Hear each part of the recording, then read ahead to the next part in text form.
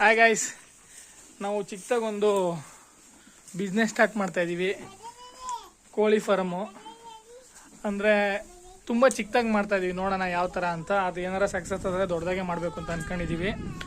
ಇದು ಬಂದು ನಾವೇ ರೆಡಿ ಮಾಡಿದ್ದೀವಿ. ಮೆಶ್ಶು ತೊಗೊಂಡು ಬಂದಿದ್ದೀವಿ, ನಾವೇ ಕಟ್ಕೊಂಡು, ನಾನು ನಮ್ಮ ತಂದೆ ಇಬ್ಬರೇ. ಇನ್ನು ಹಳೆ ಸೀಟ್ ಇದ್ವು, ಅವನ್ನ ಈ ಥರ ಸೆಟಪ್ ಮಾಡ್ಕೊಂಡಿದ್ದೀವಿ. ಆ್ಯಕ್ಚುಲಿ ಒಂದು 50 ಕೋಳಿ ಮರಿ ತಂದು ನೋಡ್ತಾ ಇದ್ವಿ ಯಾವ ಥರ ಏನು ಎತ್ತ ಅಂತಂದರೆ ಯಾರ್ಯಾರೋ ಏನೇನು ಹೇಳ್ತಾರೆ, ಹಂಗೆ ಮಾಡ್ಬೋದು, ಹಿಂಗೆ ಈ ಥರ ಆ ಥರ ಅಂತ. ಬಟ್ ಅದು ನಮಗೆ ಅನುಭವ ಬಂದ ಮೇಲೆ ಗೊತ್ತಾಗೋದು ಲಾಸ್ ಆಗುತ್ತೋ ಲಾಭ ಆಗುತ್ತೋ ಅಂತ. ನಾನು ಕಂಪ್ಲೀಟ್ ಡೀಟೇಲ್ಸ್ ಕೊಡ್ತೀನಿ. ಡೇ 1ನಿಂದ ನಾನು ಮಾರೋವರೆಗೂ ಎಷ್ಟು ಪಿಳ್ಳೆ ಸತ್ತೋದ್ವು, ಎಷ್ಟು ಪಿಳ್ಳೆ ಇದ್ದಾವೆ, ಅದರಿಂದ ಎಷ್ಟು ಲಾಭ ಬಂತು, ಎಷ್ಟು ದುಡ್ಡು ಖರ್ಚಾಯಿತು, ಪ್ರತಿಯೊಂದನ್ನು ನಾನು ಹೇಳ್ತೀನಿ. ಇವಾಗ ನಾವು 50 ಪಿಳ್ಳೆ ಆಲ್ರೆಡಿ ತಂದಿದ್ದೀವಿ. 110 ರೂಪಾಯಿಗೇನೋ ನಾವು ತೊಗೊಂಬಂದಿದ್ವಿ. 5,000 ಚಿಲ್ಲರೆ ಆಗಿದೆ.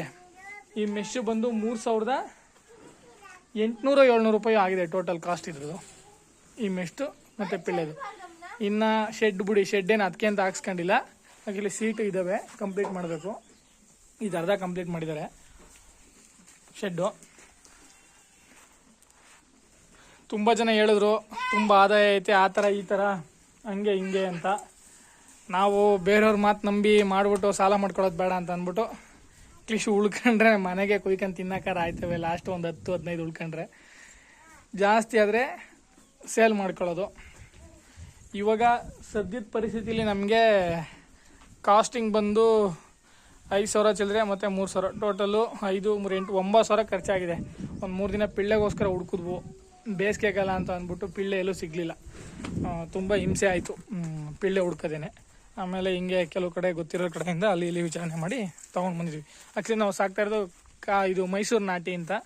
ಅಂದರೆ ಅದ್ರ ಜೊತೆಗೆ ನಮ್ಮದು ಕೋಳಿಗಳಿದ್ದಾವೆ. ಅದ್ರ ಜೊತೆಗೆ ಈ ಥರ ನೋಡಿ ಹಿಂಗೆ ಶೀಟ್ ನಿಲ್ಲಿಸ್ಕೊಂಡಿದ್ದೀವಿ. ಈ ಕಡೆ ಡೋರ್ ಮಾಡ್ಕೊತಾ ಇದ್ದೀವಿ. ಈ ಪೋರ್ಷನ್ ಡೋರ್ ಬರುತ್ತೆ, ಈ ಪೋರ್ಷನು. ಇನ್ನು ಒಳಗಡೆ ಈ ಥರ ಮಾಡಿದ್ದೀವಿ ನಾವು.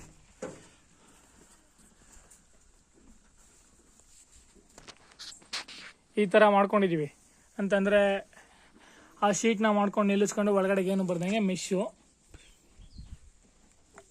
ಈಗ ಇದ್ರ ಮೇಲ್ಗಡೆಗೆ ಬಟ್ಟೆ ಕಟ್ತೀವಿ ಗೈಸ್ ಇದಕ್ಕೆ, ಮತ್ತು ಈ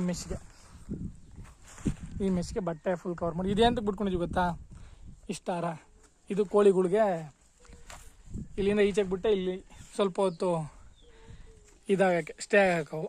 ಅದಾದಮೇಲೆ ಆಚೆ ಹಿಂಗೆ ತೋಟದ ಕಡೆಗೆ ಹಿಂಗೆ ಬಿಡ್ಕೋತೀವಿ ಒಂದು ಸ್ವಲ್ಪ ಹೊತ್ತು. ನಾವು ಲೋ ಬಜೆಟ್ ಸ್ಟಾರ್ಟ್ ಮಾಡ್ತಾಯಿದ್ದೀವಿ ಗೈಸ್. ನೋಡೋಣ ಯಾವ ಥರ ಅಂತಂದರೆ ಎಷ್ಟು ಖರ್ಚಾಗುತ್ತೆ, ಎಷ್ಟು ಉಳಿತದೆ, ಆಮೇಲೆ ಯಾವ ರೀತಿ ಸಾಕೋದು, ಇಲ್ಲ ಲಾಸ್ ಬರುತ್ತಾ ನಷ್ಟ ಆಗುತ್ತಾ ಅಂತ ಆಮೇಲೆ ಹೇಳ್ತೀವಿ. ನೋಡಿ ಏನಾದರೂ ಇದ್ದರೆ ನಮಗೂ ತಿಳಿಸ್ಕೊಡಿ, ಇಲ್ಲ ಈ ಥರ ಮಾಡಿ ಅಂತ. ಈಗ ನಾವು ಮಾಡಿರೋದು ಈ ಥರ, ನಮ್ಮ ಪ್ಲ್ಯಾನಿಂಗ್ ನಾವು ಈ ಥರ ಮಾಡಿದ್ದೀವಿ ಗೈಸ್. ದುಡ್ಡನ್ನ ಏನು ಜಾಸ್ತಿ ಖರ್ಚು ಮಾಡ್ದಂಗೆ ಕಮ್ಮಿಲಿ ಯಾವ ಥರ ಆಗುತ್ತೆ ಅಂತ ಇಷ್ಟು ಮಾಡಿದ್ದೀವಿ ಗೈಸ್. ಏನಾದರೂ ಇದ್ದರೆ ತಿಳಿಸ್ಕೊಡಿ. ಇದು ಬಂದು ನಾಮಂಗಲ ತಾಲೂಕು, ಮಂಡ್ಯ ಜಿಲ್ಲೆ, ಬೆಳ್ಳೂರು, ಆದಿಚುಂಚನಗಿರಿ ಬರುತ್ತೆ ನೀರು ನಮ್ಮೂರು. ಈ ಥರ ಸೆಟಪ್ ಮಾಡ್ಕೊಂಡು ಈ ಮೇಲ್ಗಡೆಗೆ ಆ್ಯಕ್ಚುಲಿ ಇದನ್ನು ಮಾಡ್ತೀವಿ, ಗಳಗಳು ಈಗ ಕವರ್ ಮಾಡಬೇಕಲ್ಲ, ಏನಾದರೂ ಬಂದ್ಬಿಡುತ್ತಲ್ಲ. ಆ್ಯಕ್ಚುಲಿ ಇಲ್ಲಿ ಗಳ ಕಟ್ಬಿಟ್ಟು ನಾವು ಈ ಕಡೆಗೆ ಮೇಲ್ಗಡೆ ಟಾರ್ಪಲ್ ಹಾಕ್ಬಿಟ್ಟು ಹಿಂಗೆ ಗಳ ಕಟ್ಬಿಟ್ಟು ಮೇಲ್ಗಡೆ ಟಾರ್ಪಲ್ ಹಾಕ್ಬಿಟ್ಟು ಕಂಪ್ಲೀಟಾಗಿ ಕ್ಲೋಸ್ ಮಾಡಿ, ಅದಾದಮೇಲೆ ಮೆಶ್ ಫುಲ್ ಕಂಪ್ಲೀಟಾಗೆ ಮೆಶ್ ಹೊಡೆಯೋಣ ಅಂತ ಪ್ಲ್ಯಾನ್ ಅಂದ್ಕೊಂಡಿದ್ದೀವಿ ಗೈಸ್. ಕಂಪ್ಲೀಟ್ ಆಚೆಗೇನು, ಒಳಗಡೆಗೆ ಮತ್ತು ಆಚೆಗೇನು ಬರ್ದಂಗೆ.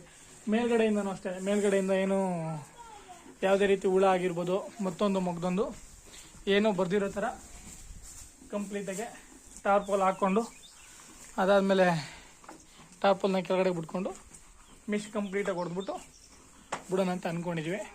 ಏನಾದ್ರು ನಿಮಗೆ ಗೊತ್ತಿರೋ ಪಾಯಿಂಟ್ ಇದ್ದರೆ ನಮ್ಗೆ ಹೇಳಿ ತಿಳಿಸಿ. Thank you. ಇವು ನಮ್ಮ ದನಗಳು. ಆ್ಯಕ್ಚುಲಿ ನೆನ್ನೆ ಒಂದು ಜೊತೆ ದನ ಕೊಟ್ಬಿಟ್ಟು ಬಂದ್ವಿ ನಾವು. ಆ್ಯಕ್ಚುಲಿ ಇವತ್ತು ಹೋಗಿದ್ದು ಕೆಜಿಟೇಬಲ್ ಹತ್ರ ದನ ತರಕ್ಕೆ, ದನ ಯಾವ ಸಿಗಲಿಲ್ಲ. ಇಲ್ಲಿ ದನಗಳನ್ನೆಲ್ಲ ನಾವು ಇಲ್ಲೇ ಕಟ್ತೀವಿ, ನಾಟಿ ದನ, ಸೀಮೆಸ, ಎಮ್ಮೆಗಳೇನು. ಅದರಿಂದ ಇದನ್ನು ಒಂದು ಟ್ರೈ ಮಾಡೋಣ ಅನ್ನೋ ಒಂದು ಇದು. ಏನಾದ್ರು ಇದ್ರೆ ತಿಳಿಸ್ಕೊಡಿ ಗೈಸ್. Bye, thank you.